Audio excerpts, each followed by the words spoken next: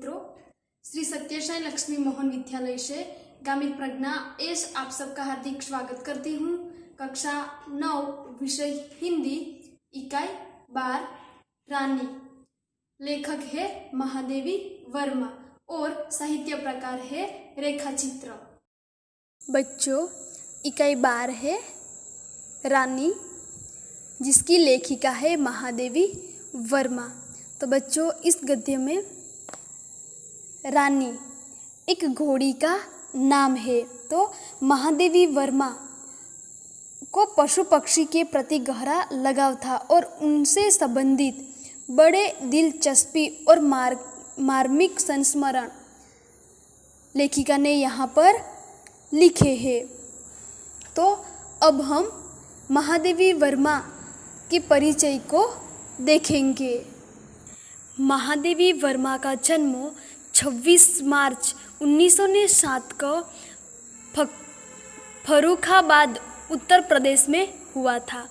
इनकी प्रारंभिक शिक्षा इंदौर में हुई और उच्च शिक्षा इलाहाबाद विश्वविद्यालय से प्राप्त की।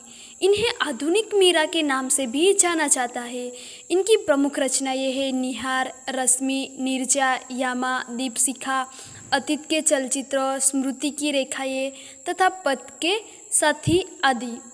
इनको पद्म भूषण, ज्ञानपीठ पुरस्कार तथा पद्म विभूषण से सम्मानित किया गया।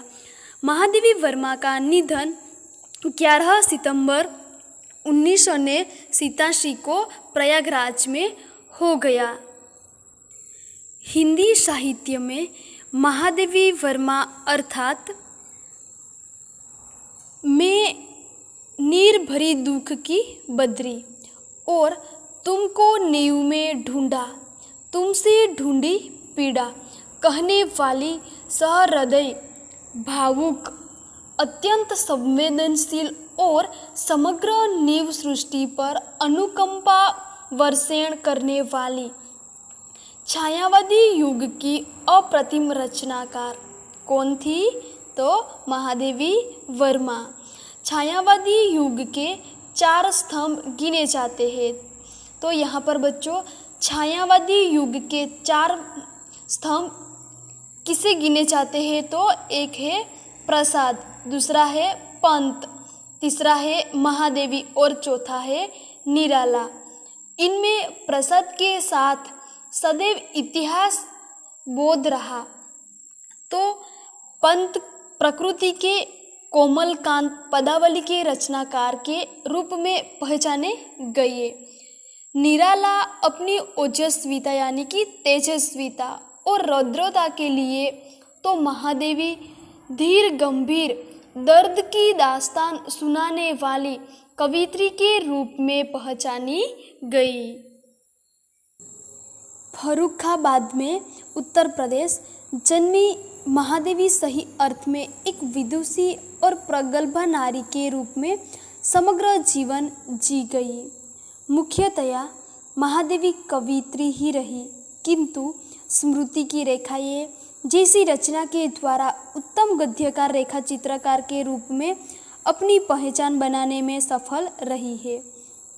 प्रयाग महिला विद्यापीठ की प्राचार्य और कुलगुरु के पद पर रहकर शिक्षा के क्षेत्र में आपने अनुपम योगदान दिया है। निहार, रश्मि, नीरजा, सांध्यगीत, दीपशिखा, अतीत के चलचित्र और स्मृति की रेखाएं आदि आपकी यानी कि महादेवी वर्मा की बहुचर्चित एवं लोकप्रिय रचनाएं हैं। यहाँ पर इस गद्य में रेखाचित्र में रानी नामक एक घोड़ी, उनके 2 साथी निक्की और रोजी के साथ आई है, सम्मिलित है, जिसका बड़ा मार्मिक और भावुकतापूर्ण शैली में चित्र अंकित किया है। ऐसा लगता है यह नेवला, यह कुत्ती और यह घोड़ी हमारे सामने ही है। पशु पक्षी और निर्दोष भोले ऐसे प्राणियों के प्रति महादेवी जी का स्नेह और प्रेम छलकता नजर आता है। बच्चों, अब हम गद्य की शुरुआत करते हैं। रियासत होने के कारण इंदौर में शानदार घोड़ों और सवारों का आधिक्य था। रियासत यानी कि अमेरी, इंदौर भारत का एक राज्य का नाम है। तो इंदौर में रियासत होने के कारण शानदार घोड़ों और सवारों का आधिक्य शब्द का मतलब है अधिकता थी। इसके अतिरिक्त हम अंग्रेजों के बच्चों को छोटे टट्टुओं या सफ़ेद गधों जिसकी जाति के संबंध में रामा ने हमारा ज्ञानवर्धन किया था। यहाँ पर शब्द समूह के लिए एक शब्द बच्चों ज्ञानवर्धन का मतलब है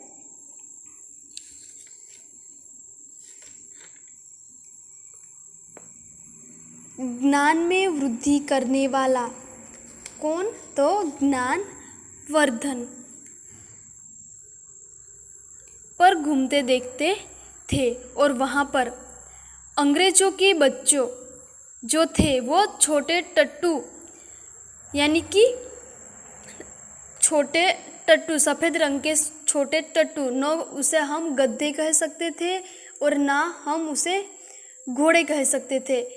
ऐसी जाति के घोड़े जिसे सफ़ेद टट्टू कहते थे। तो अंग्रेजों के बच्चे छोटे टट्टुओं पर बैठकर घूमते थे।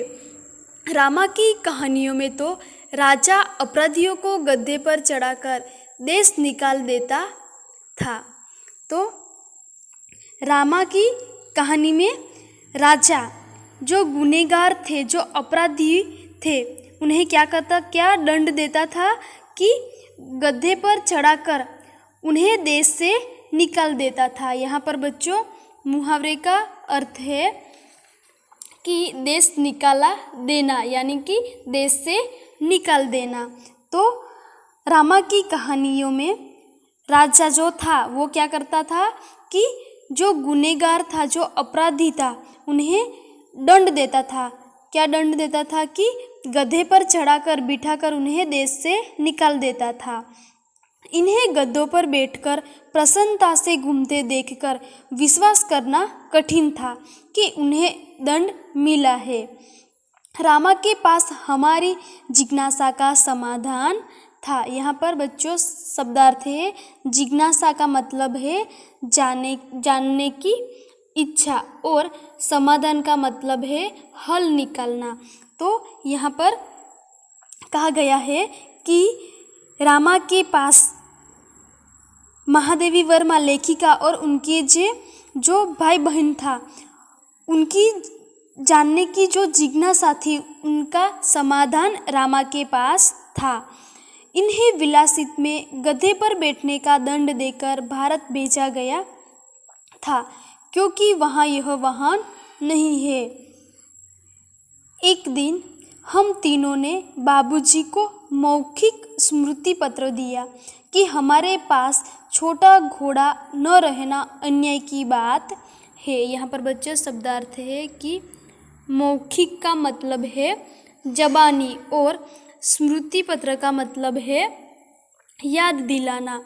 तो महादेवी वर्मा और उनके भाई बहन तीनों ने उनके पिताजी बाबूजी को अपनी जबान से याद दिलाता है कि हमारे पास छोटा घोड़ा न रहना अन्याय की बात है।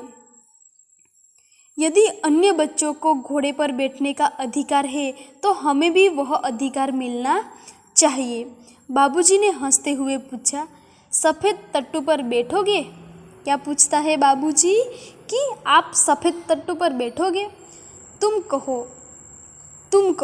तो वो तीनों क्या एक दूसरे से कहते हैं कि तुम कहो के साथ ठेल मठाल यानी कि भीड़ भाड़ धक्का मुक्की।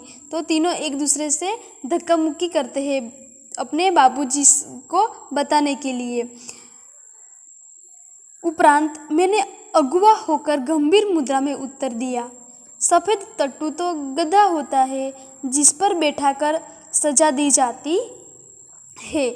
तो लेखिका महादेवी वर्मा उनके बाबूजी से क्या उत्तर देती है कि वो अगुआ होकर गंभीर मुद्रा में उत्तर देती है कि सफ़ेद टट्टू तो गधा होता है, जिस पर कौन बैठता है कि जो अपराधी है, जो गुनहगार है, वो उन पर बैठता है, उन्हें सजा दी जाती है। पता नहीं हमारे ज्ञान के वजस्त्र स्रोत रामा को बाबूजी ने डांटा या नहीं, परंतु कुछ दिन बाद हमने देखा कि एक छोटा सा चॉकलेटी रंग का टट्टू आंगन के पश्चिम वाले बरामदे में बांधा गया है। बरामदा तो घोड़े बांधने के लिए बनाया नहीं गया था, अतः बाहर से टट्टू को लाने के लिए दीवार में एक नया दरवाज़ा लगाया गया और उसकी मालिश करने तथा खाने पीने, घूमने आदि की उसकी देखरेख के लिए छुट्टन नाम का साइज रखा गया। यहाँ पर बच्चों शब्दार्थ है। बरामदा का मतलब है वरांडा और साइज का मतलब है घोड़े की देखरेख करने वाला व्यक्ति। तो लेखिका और उनके भाई बहन के लिए उनका बाबूजी ने एक टट्टू लाया था और उस टट्टू की देखभाल के लिए, उनकी मालिश करने के लिए, खाने पीने और घूमने आदि को उसकी देखरेख के लिए छुट्टन नाम का एक साइज यानी कि एक व्यक्ति रखा गया था। अब तो हम उस छोटे टट्टू से बहुत प्रभावित और आतंकित हुए। यहाँ पर बच्चों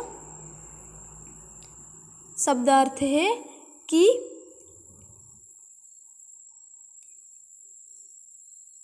आतंकित का मतलब है भयभीत। तो लेखिका क्या कहती है कि छोटे टट्टू को देखकर वह बहुत प्रभावित भी है और भयभीत भी हुए थे। हमारे तथा हमारे अन्य साथी जीवों के लिए न मकान में कोई परिवर्तन हुआ, न कोई विशेष नौकर रखा गया। क्या कहती है कि हमारे और हमारे साथ हमारे जो साथी जीवों हैं उनके लिए न मकान में कोई परिवर्तन हुआ, न कोई विशेष नौकर रखा गया। रामा को तो नौकर कहा नहीं जा सकता, क्योंकि वह तो डांटने फटकारने के अतिरिक्त हमारे कान भी खींचता था। तो यहाँ पर बच्चों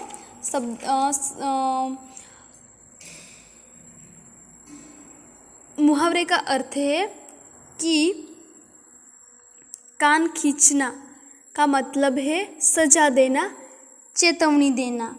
तो रामा को तो नौकर कहा नहीं जा सकता, क्योंकि वह तो डांटने फटकारने के अतिरिक्त हमारे कान भी खींचता था और हमारी खिड़की तक दरवाजे में परिवर्तित नहीं हो सकी, जिससे हम रोजी एक कुत्ते का नाम है और निक्की एक नेवला यानी कि जिसे हम नड़ियों कहते हैं उनका नाम है। तो जिससे हम रोजी और निक्की के साथ कूदने के कष्ट से मुक्त हो सकते। बाबूजी से यह सुनकर भी कि वह टट्टू हमारी सवारी के लिए आया है, हम सब 4-5 दिन उससे रुष्ट और अप्रसन्न ही घूमते रहे। तो यहाँ पर बापूजी ने जो टट्टू लाया था उनकी लेखिका और उनके भाई बहनों के लिए, तो वो उनसे 4-5 दिन रुष्ट और अप्रसन्न ही घूमते रहे। परंतु अंत में उसने हमारी मित्रता प्राप्त ही कर ली। तो जब लेखिका के घर उनके बाबूजी एक टट्टू को उनके लिए लाकर रखता है, तब 4-5 दिन वो उसके साथ रुष्ट और अप्रसन्न ही घूमते रहते हैं, लेकिन अंत में उसके साथ उनकी मित्रता ही हो जाती है। रामा से उसका नाम पूछने पर ज्ञात हुआ कि उसे ताज रानी कहकर पुकारा जाता है और वो लोग रामा को टट्टू का नाम पूछता है। और टट्टू का नाम क्या है? तो रामा उत्तर देता है कि उन्हें ताज रानी के नाम से पुकारा जाता है। ताजमहल का चित्र हमने देखा था और रामा और कल्लू को माँ की सभी कहानियों में रानी के सुख दुख की गाथा। यहाँ पर बच्चों गाथा का मतलब है कहानी। कहानी सुनते सुनते हम उसके प्रति बड़े सदैव हो गए थे। सदैव का मतलब है दयालु। तो यहाँ पर ताजमहल का चित्र है जिसे मुमताज़ की याद में राजा शाहजहां ने बनाया था। ताजमहल जैसे भवन की रानी होने पर भी यह वहाँ से कहानी की रानी की तरह निकाल दी गई है। यह कल्पना करते ही हमारी सारी ईर्ष्या, ईर्ष्या का मतलब है जलन, और सारा रोष करुणा से पिघल गया और हम उसे और अधिक आराम देने के उपाय सोचने लगे। रोष का मतलब है क्रोध, गुस्सा। वह इतनी सुंदर थी कि अब तक उसकी छवि आँखों में बसी जैसी है। यहाँ पर बच्चों मुहावरे का अर्थ है कि आँखों में बसना यानी कि हृदय में समाना। वह इतनी सुंदर थी कि जब तक उसकी छवि आँखों में बसी जैसी है। हल्का चॉकलेटी चमकदार रंग जिस पर दृष्टि फिसल जाती थी। खड़े छोटे कानों के बीच में माथे पर झूलता अयान। बच्चों अयाल का मतलब है घोड़े के गर्दन पर के बाल। यहाँ पर हम देख सकते हैं कि घोड़े के गर्दन पर ये जो बाल है उसे हम अयाल कहते हैं। तो यहाँ पर घोड़ी का उनकी जो विशेषता है उनके बारे में बताया गया है कि खड़े छोटे कानों के बीच, उनके कानों के बीच जो ये बाल है जो उन्हें हम अयाल कहते हैं। बड़ी काली छवच।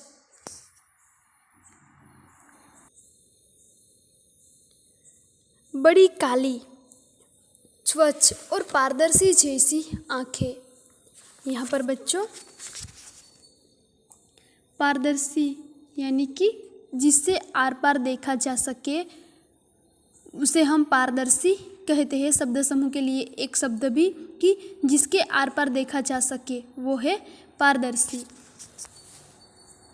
लाल नथुने जिन्हें फुला फुला कर चारों ओर की गंध लेती रहती, उजले दांत और लाल जीभ की झलक देते हुए गुलाबी होठों वाला लंबा मुंह जो लहा चबाते रहने पर भी क्षत विक्षत नहीं होता था। यहाँ पर बच्चों क्षत विक्षत का मतलब है घायल, कि लंबा मुंह था उनका जिसे लोहा चबाते रहने पर भी वह घायल नहीं होता था। ऊंचाई के अनुपात से पीठ की चौड़ाई अधिक है। सुढल मजबूत पैर और सघन पूंछ जो मक्खियाँ उड़ाने के क्रम में मोरछोल के समान उठती गिरती रहती थी। यहाँ पर बच्चों सुढल का मतलब है सुंदर आकार और मरछोल का मतलब है कि मोर की पूंछ से बना हुआ झाड़ू।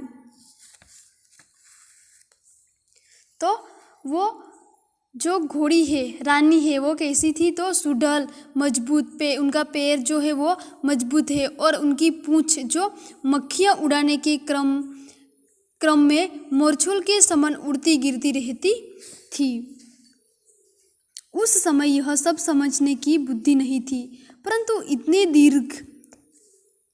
दीर्घ काल के उपरांत भी स्मृति पट पर वे रेखाएं ऐसे उभर आती है जैसे किसी अदृश्य स्याही से लिखे अक्षर अग्नि के ताप से प्रत्यक्ष होने लगते हैं।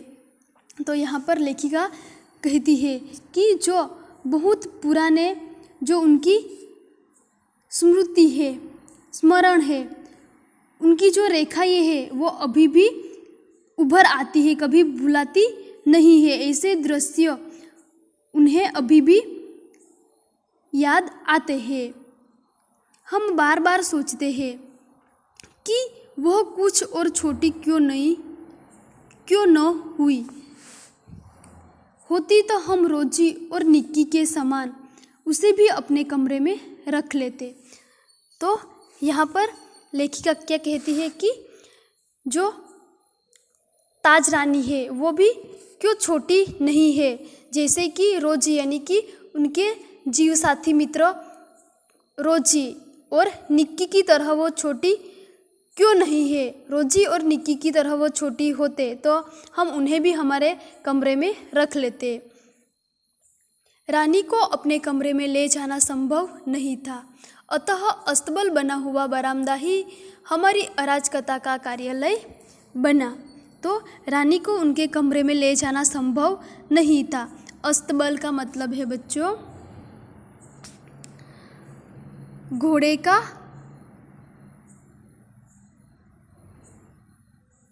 स्थल, उनकी घोड़े की जगह। और अराजकता का मतलब है अव्यवस्था।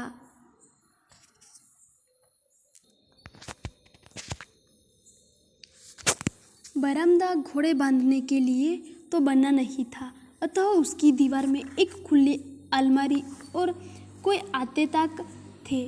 उन्हीं में हमारा स्वेच्छा विस्थापित और शरणार्थी खिलौनों का परिवार स्थापित होने लगा। यहाँ पर बच्चों अलमारी का मतलब है कबाट और आते ताक का मतलब है दरवाजा। विस्थापित का मतलब है अपने स्थान से हटाया हुआ। रानी की गर्दन में झूल झूल कर, उसके कान और अयाल में फूल खोस खोस कर और उसको बिस्कुट मिठाई आदि खिला खिला कर थोड़े ही दिनों में हमने उससे ऐसी मैत्री कर ली कि हमें न देखने पर वह अस्थिर होकर पैर पटकने और हिन हिनाने लगती। तो यहाँ पर जो रानी है उनके साथ झूल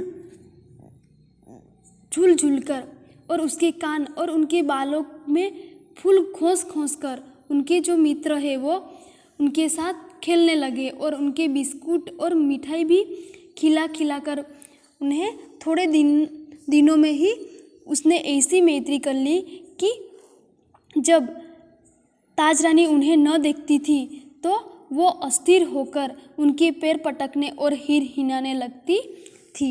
यहाँ पर बच्चों अस्थिर यानी कि जिसे स्थिरता न हो वो उसे हम अस्थिर कहते हैं।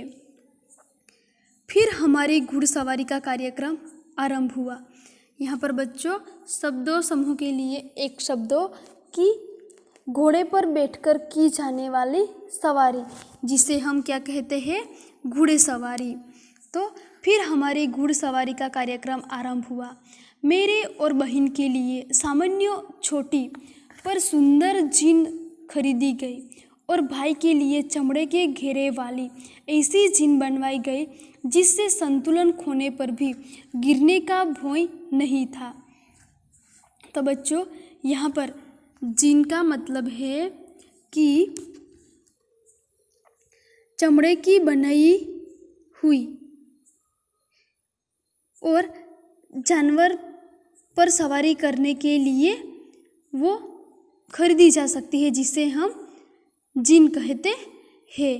तो जब लेखिका और उनके साथी मित्रों घुड़ी सवारी का कार्यक्रम का आरंभ करते हैं तब उनके बहन के लिए छोटी लेकिन सुंदर जीन की खरीदी करते हैं और उनके भाई के लिए भी चमड़े के घेरे वाली जीन बनवाई गई जिससे संतुलन रक्षा के लिए वो खरीदी जाती है और संतुलन खोने पर भी गिरने से कुछ नहीं होता। बाहर के चबूतरे पर खड़े होकर हम बारी बारी से रानी पर आरूढ़ होते और छुट्टन साथ दौड़ता हुआ हमें घुमाता। तो यहाँ पर बच्चों चबूतरे का मतलब है कि चारों ओर खुली मानव द्वारा बनाई गई खुली जगह और आरूढ़ का मतलब है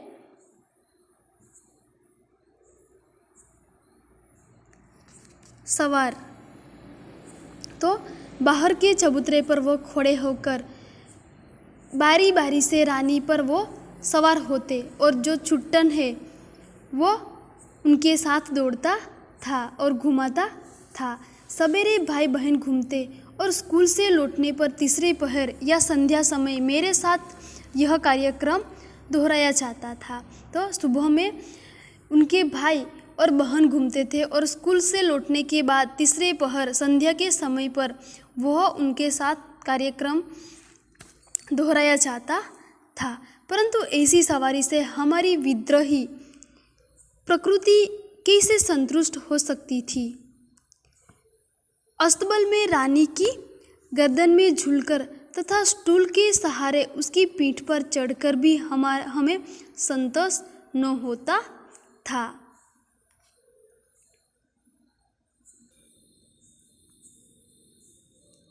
बच्चों, हमने इस गद्य में देखा कि महादेवी और उनके छोटे भाई और बहन ने अंग्रेज़ों के बच्चों को सफ़ेद छोटे टट्टुओं पर सवारी करते देखा तो उसने अपने बाबूजी से आग्रह किया कि उन्हें भी ऐसा टट्टू चाहिए। कुछ दिनों बाद एक चॉकलेटी रंग का टट्टू उनके घर बाबूजी ने लाया गया। उसकी आंखें बड़ी और लाल काली थी। उसकी पूंछ भी बहुत सुंदर थी। घर के पीछे बरामदे में उसका अस्तबल बनाया गया और छुट्टन नाम का एक नौकर उसकी देखभाल के लिए रखा गया। नौकर रामा ने बच्चों को बताया कि उसका नाम क्या है, ताज रानी है। प्रारंभ में रानी और बच्चे एक दूसरे को पसंद नहीं करते थे, लेकिन बाद में वो घुल मिल गए और बच्चे रानी के साथ खेलने लगे।